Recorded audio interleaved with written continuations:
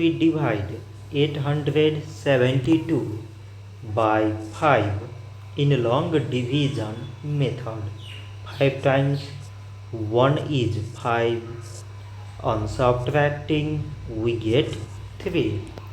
So now we put down this 7 and it is 37.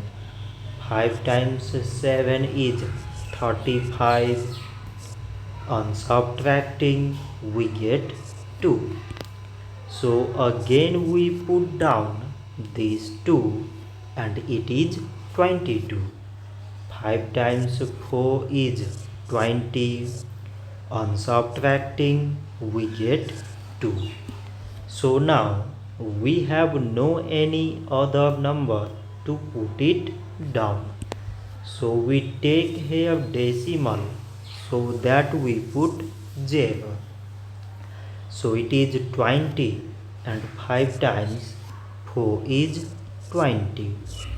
On subtracting we get 0. So 872 divided by 5 is 174 decimal 4. So this much for today and thanks for watching.